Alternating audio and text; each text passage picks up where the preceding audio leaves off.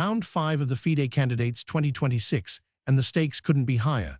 Javier Sindarov has been a runaway locomotive through the first 4 rounds, sitting at 4.5 points, a full point clear of Caruana in second. But today, Fabiano Caruana needs a win to stay in the hunt. 2 games were decisive, 2 ended in draws. Let's get straight into the drama, a brutal attacking game where Caruana simply refused to let go. Fabiano Caruana, the American #1 and a perennial candidates contender, is known for his encyclopedic preparation and relentless precision in both attack and in-game.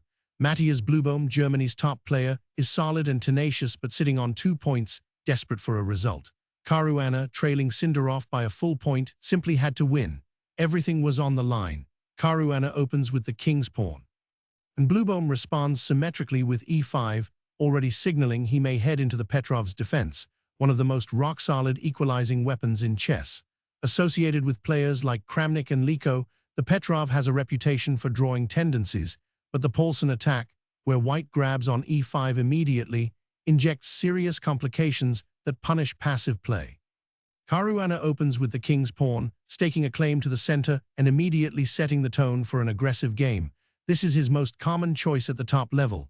Black responds symmetrically, matching white's central claim. This is the most classical response, keeping all options open, including the Petrov if the knight appears on f3. White develops the knight to f3, attacking the e5 pawn and following one of the oldest and most principled development schemes in chess. Now the game's character depends entirely on Black's response, and here it is, the Petrov's defense.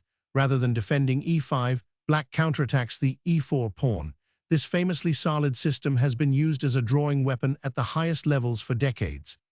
White plays the Paulsen attack, capturing on e5 immediately.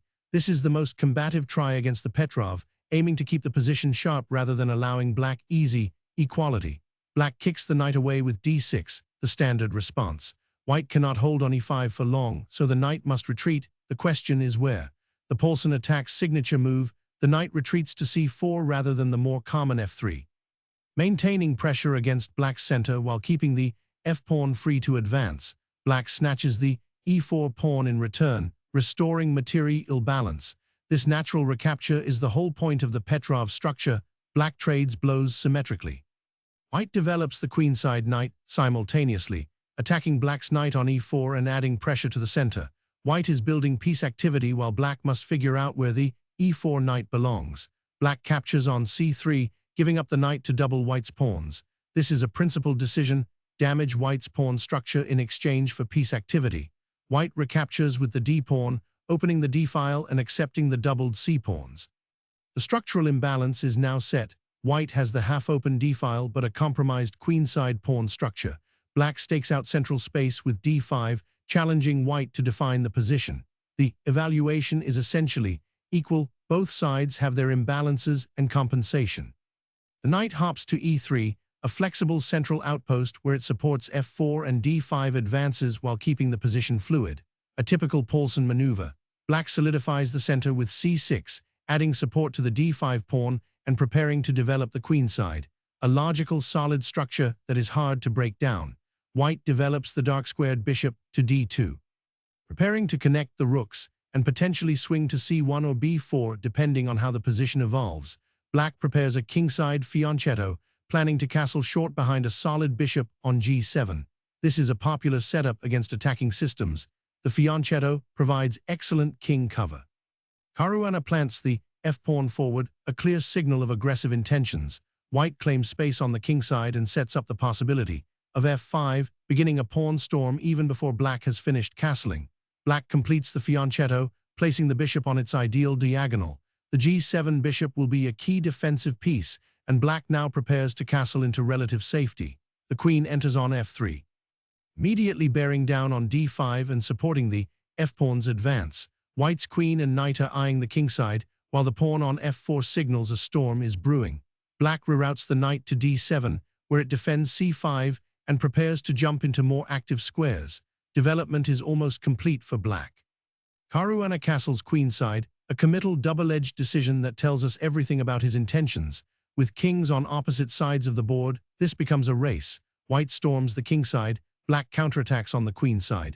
The knight leaps to c5, an active outpost where it eyes both b3 and d3 and indirectly pressures white's queenside. Black is gearing up for counterplay. White launches the pawn storm with f5. The beginning of a direct attack on black's kingside. This is classic opposite side castling play. White wastes no time. Black castles kingside, stepping directly into the line of fire of white's advancing pawns. The engine notes this as a slight inaccuracy, but with the position this tense, practical decisions are never easy. White continues the pawn storm without pause, pushing g4 to support a future g5 and prying open the kingside. Stockfish gives white a +4 advantage at this point, and the attack is becoming very dangerous very quickly. Black centralizes the knight on e4, trying to generate counterplay and muddy the waters. But notice how white has two pawns bearing down on black's king. The position requires urgent defensive resources.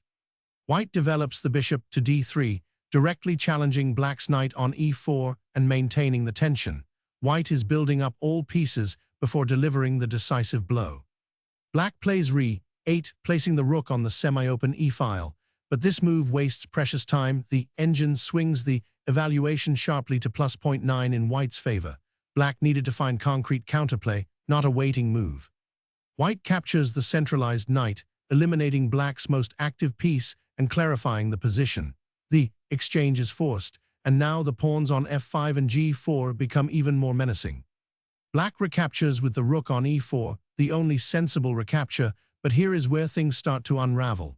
The engine considers this a mistake, giving white a +0.8 advantage. The rook on e4 looks active but is actually misplaced and will become a target. White adds another pawn to the kingside assault. h4 prepares h5, threatening to crack open the g6 pawn's support. The attack marches forward relentlessly. Black activates the bishop on e5, hoping to plant it on a strong central square and create some counterplay. But the engine marks this as a mistake. The bishop move does not address the real threats bearing down on the kingside, and the evaluation climbs to nearly +1. White strikes in the center with c4, attacking the d5 pawn and opening more lines. The queenside pawns join the assault, creating threats on multiple fronts simultaneously. Black brings the queen to b6, eyeing both b2 and f2 while threatening to generate queenside counterplay. But the engine still considers this a mistake. Black needed to address the kingside threats more directly, and white's advantage continues to grow. White plays c3, defending b2 and simultaneously preparing to push the queenside pawns further. Caruana is methodically shutting down every avenue of counterplay. Black shifts the queen to a5, looking for queenside pressure, but this is a serious mistake. The engine jumps to +1.4 for white. The queen is heading away from the real action, and Caruana immediately seizes on the opportunity to break through on the kingside. White hammers open the kingside with h5, the pawn arriving with tremendous force. The g6 pawn is now under direct attack, and black's king position is becoming critically exposed. Black attempts to close the kingside with g5, blocking the h-pawn's advance, but the engine swings by 3 full pawns. This is a catastrophic mistake. The g5 pawn blocks the g6 square but simultaneously weakens f6 and creates a target for white's attack. The evaluation leaps to +1.5. White captures on d5, ripping open the center and adding yet another threat. The evaluation climbs to +1.8, and black is struggling on all fronts simultaneously. Black swings the rook to f4, trying to create some activity, but the engine views this as another mistake. The rook is heading toward a complicated square, while white's attack is nearly decisive. The evaluation stays above +1.8. White repositions the queen to e2, connecting the rooks and centralizing powerfully. Every white piece is now coordinated for the final assault. Black recaptures on d5, trying to create some structural clarity, but the engine marks this as a mistake.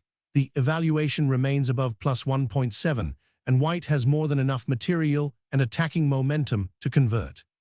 A subtle but important king safety move. White steps the king to b1, clearing any potential backrank tricks and tucking it safely before the final combination. Stockfish now gives white +2.1. Black swings the rook to a4, searching desperately for counterplay against white's queenside, but this is a decisive mistake. The evaluation explodes to +3.4. The rook abandons its post, and white now has a crushing combination available. White plays c4, attacking black's queen on a5 and simultaneously threatening to trap the rook on a4.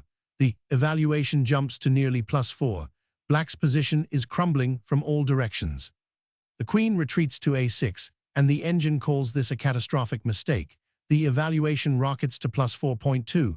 Black has run out of good moves, and Caruana now delivers the decisive blow with clinical precision. White forks multiple threats with the knight on d5, attacking the bishop on e5 while simultaneously setting up devastating mating threats. The position is now completely winning for white. Black tries f6, attempting to create some breathing room and challenge white's attack, but the engine gives this a massive negative swing, +4.6 and climbing.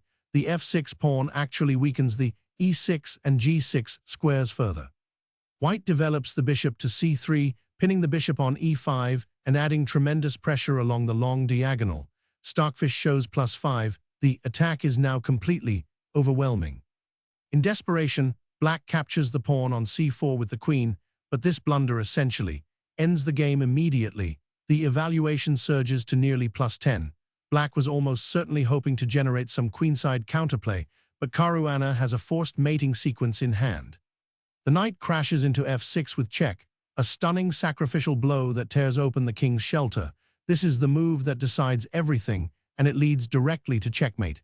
Stockfish confirms it is mate in 3. Black is forced to capture the knight with the bishop. There is no choice. The king on g8 is now completely exposed, and white's queen and rook will deliver the final blows. White's queen swoops to e8 with check, a beautiful centralized queen move that drives the black king into the open. There is absolutely no escape. Mate is one move away. The king is forced to shuffle to g7, the only legal move, but it walks directly into a picturesque mating net. And the h-pawn delivers checkmate. The very pawn that began the kingside storm all those moves ago delivers the final blow. What a journey that pawn has made.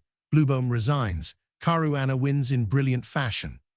What ultimately decided this game was Caruana's relentless kingside pawn storm combined with Bluebaum's inability to generate meaningful queenside counterplay. The sequence starting with g4 and h4 created unstoppable pressure, and once the knight crashed into f6, the position dissolved instantly. Caruana remains in the hunt, keeping the pressure on the tournament leader Sindarov. That is your round 5 recap from the FIDE candidates. Caruana delivers a masterclass in kingside attacks, but Sindarov still leads the field. Round 6 promises to be explosive. Can anyone stop the runaway leader? Drop your thoughts in the comments below, and if you enjoyed this breakdown, make sure you subscribe so you never miss a move. See you next round.